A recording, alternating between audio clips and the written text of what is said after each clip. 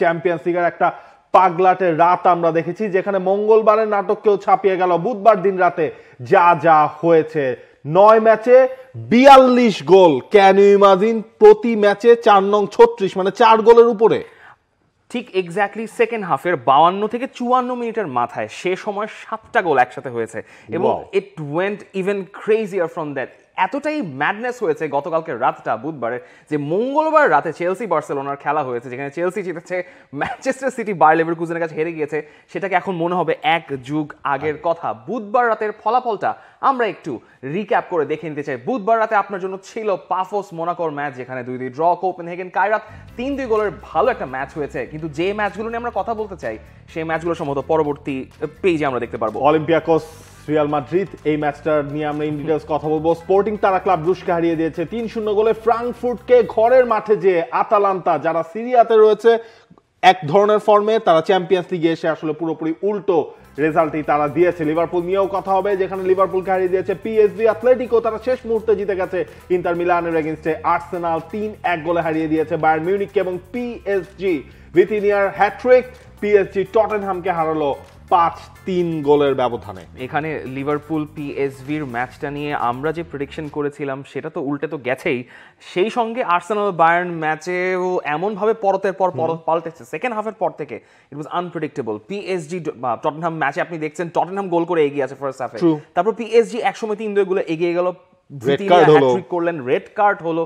আর এইদিকে আমরা Olympiacos Real মাদ্রিদের ম্যাচের কথা বলতেই পারি, যে মাঠে গ্রিসের মাঠে গিয়ে কখনো রিয়াল মাদ্রিদ জেতে নাই, সেখানে ফাইনালি যখন থেকে তারা ইউরোপিয়ান ম্যাচ খেলা শুরু করেছে গ্রিসে, সেখানে প্রথমবারের মতো অলিম্পিয়াকোসকে হারিয়েছে। সেটাও মনে হচ্ছিল যে হারাতে গিয়ে অনেক কষ্ট হয়ে যাবে। 3 নম্বর গোলটা কনসিড করার হচ্ছিল যে রিয়াল মাদ্রিদ হয়তো এই লিডটা ধরে রাখতে পারবে না। আমরা পয়েন্ট টেবিলে এই রিফ্লেকশনটা দেখতে পারবো গতকালকের ম্যাচগুলো, গতকালকে এবং এর আগের দিনের ম্যাচগুলোর পয়েন্ট টেবিলের রিফ্লেকশনটা বলছে যে আর্সেনাল একমাত্র দল যারা এখনো পর্যন্ত পারফেক্ট 5-on-5 রেকর্ড এবং যারা একটা ম্যাচও হারে নাই। পয়েন্ট টেবিলের শীর্ষ 8-এর একদম প্রথম স্থানটা তাই আর্সেনাল বাগিয়ে নিয়েছে। পিএসজি গতকালকে জয় এবং গোল ব্যবধানে এগিয়ে নেওয়া থাকার কারণে বায়ার্ন মিউনিখকে টপকে গিয়ে তারা আছে দ্বিতীয় স্থানে। 1 নম্বর স্থান থেকে বায়ার্ন মিউনিখ নেমে গেছে 3 নম্বর স্থানে। ইন্টারন্যাশনালে একই জায়গাতেই আছে, ম্যানচেস্টার সিটি জায়গাটা হারিয়ে ফেলেছে। রিয়াল মাদ্রিদ উঠেছে 5 নম্বর স্থানে, ডর্টমুন্ড, চেলসি, স্পোর্টিং দিয়ে টপ 8 শেষ হচ্ছে। আপনি যদি খেয়াল করেন যে ম্যাচ ডে 4 পর্যন্ত 4টা দল ছিল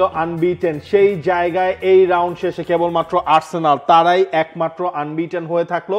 এবারে চ্যাম্পিয়ন্স লিগে যে 5টা করে গ্রুপ স্টেজের ম্যাচ শেষ হয়ে গেছে, সেই জায়গায় রিয়াল মাদ্রিদের জয়টা কাজে লেগেছে, পিএসজির এই জয়টাও হচ্ছে আলটিমেটলি কাজে লেগেছে, এবং স্পোর্টিংও তো আসলে টপ 8 এর মধ্যে এই মুহূর্তে রয়েছে। এই পয়েন্ট টেবিলের মধ্যে একটা জিনিস দেখলে খুব পরিষ্কার যে ম্যাচগুলো খুবই আনপ্রেডিক্টেবল হওয়ায় দলগুলোর পয়েন্টের ব্যবধান খুবই সামান্য। ম্যান সিটি নেমে গেছে 9 নম্বর স্থানে, আতালান্তা উঠে এসেছে 10-এ, নিউক্যাসল টপ 6 থেকে টপ 11-এ চলে এসেছে, অ্যাথলেটিকো 12, লিভারপুল এখনো 9 পয়েন্ট আছে। এটাই তাদের একটা ভাগ্য যে দুটো ম্যাচ হারার পরও লিভারপুল এখনো টপ 16-এর বাইরে যায়নি। গ্যালাতাসারাই, পিএসভি লিভারপুলকে হারালো এবং টানা দুবার তারা চ্যাম্পিয়ন্স লিগে লিভারপুলকে হারালো। গত সিজনেও আসলে শেষ ম্যাচে পিএসভি লিভারপুলকে হারিয়েছিল। টটনহ্যাম টপ 16-এর লাস্ট স্পটটায় আপনার মাথায় রাখা দরকার যে 9 থেকে 16 নম্বরে থাকা কেন দলগুলোর জন্য জরুরি, কারণ আপনি যখন কোয়ালিফিকেশন রাউন্ড খেলবেন রাউন্ড অফ 16-এ, তখন আপনি একটা সিডেড স্পট পাবেন, অর্থাৎ আপনি শেষ ম্যাচটা খেলবেন ঘরের মাঠে।